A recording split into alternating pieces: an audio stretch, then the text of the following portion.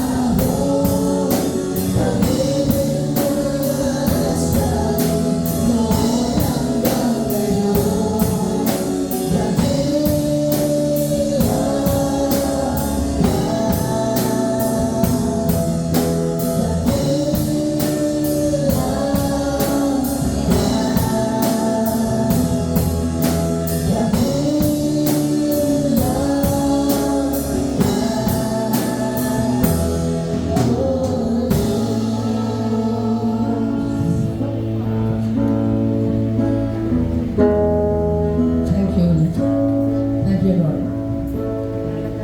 Salamat po sa iyong kadakilaan sa buhay namin. Lalong-lalo na po dito sa atin po. Tunay ang iyong katapatan at ang kadakilaan sa buhay ng bawat isa. Panginoon, sa oras na ito, ibaba ang mga puhunan ng iyong kapangyarihan. Gamitin mo, Panginoon, ang mga tibok ng puso namin. Minsan punong-puno po kami ng kabagabagan. Punong-puno po kami ng mga pag-alala. Minsan pa nga po kaming natatakot. Pero, Lord, nangako ka na hindi kami dapat mangamba. Hindi kami dapat mag-alala o hindi kami dapat matakot. Ikaw ang aming Diyos na kami ay iyong tutulungan, iingatan at iniligtas. Salamat po sa kadakilaan at katapatan mo sa aming mga buhay. Panginoon, hayaan mo, Diyos, na itinataas namin ang oras na ito. Hindi mo kami magsasawa, Panginoon. Hanggang sa uling pagbabalik mo, God, datnan mo ang iyong mga anak na patuloy po na nagpupuri at napapasalamat sa iyong kabutihan. Hayaan mo, Diyos, ang hapong ito, Lord God. Lahat po kami ay magsaya. Lahat po kami, Panginoon, ay magbigay, papuri, pasasalamat sa iyong kabutihan. Lord, itinataas po namin ang kabuuan ng Jesus na Messiah. Itinataas po namin ang buhay ni Bishop Wisdom at lahat ng mga pastores, Panginoon. Lord, hayaan mo, God, na ang aming buhay 100% Lord na ibigay namin sa iyo. Wala po kaming reservation, Panginoon. Wala pa kaming dapat hilingunin, Lord. Dahil ang lahat na ito, Diyos, binibigay namin sa iyo. Salamat po. Pagpalain mo, Panginoon, ang mga taong na dinala mo sa oras na ito. Pagpalain mo ang kanilang mga buhay. Mari po may mga dinadaanan sila.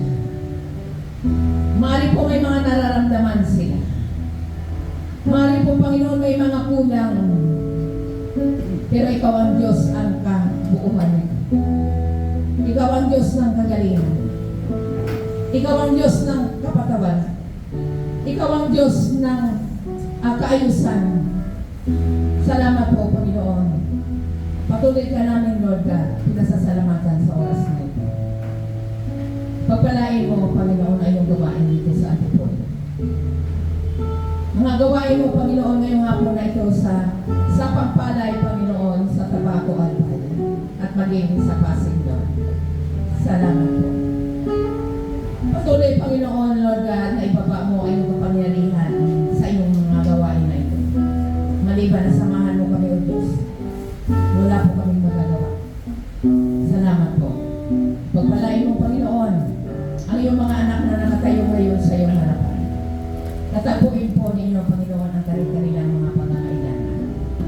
Alam ko maraming Panginoon sa kalagitnaan ang marami pang mga prayers, Lord.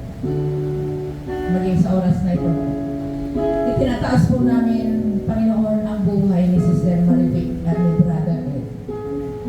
Panginoon, ikaw naman ang lahat po. Pag tumawag kami sa iyo, ay iyo kami sasagutin. At ipakita mo sa amin, Lord God, ang mga kamanghamanghang bagay na hindi po namin kayang arutin. Lord, sa oras na ito, hayaan mo, Panginoon, idantay mo yung inyong mapagpalang kamay sa kanilang mga katawan na mayroong naramdaman, Panginoon. Igawan mo ang himala ng kagalingan, Lord.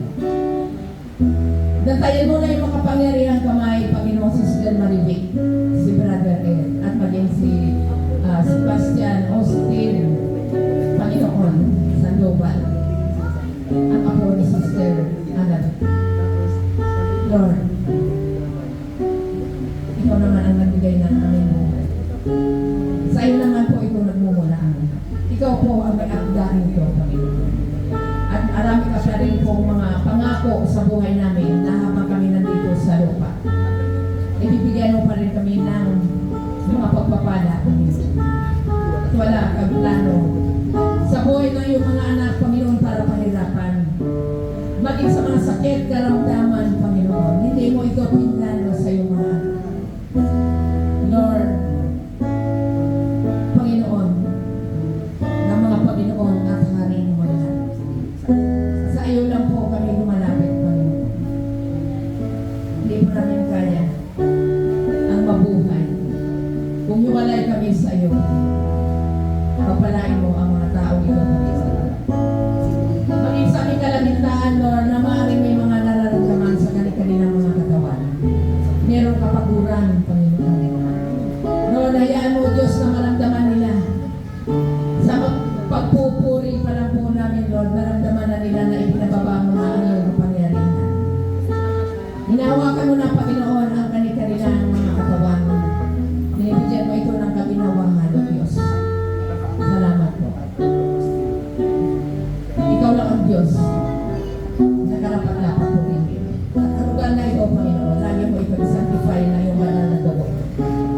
Hindi namin pinapayagan anumang uri ng mga espiritu na hindi lang mula sa iyo na manatili dito. Inaalis na namin ang karapatan. Umalis kayo sa lugar na ito. Wala kayong puwang. Kasi ang mga lahat, mga anak ng Diyos na nandito sa oras na ito. Lahat kami ay nagpupuri. Nagpapasalamat sa lahat ng kaputihan na ginawa sa buhay ng bawat isa. Maraming salamat po. Minabalik po namin lahat.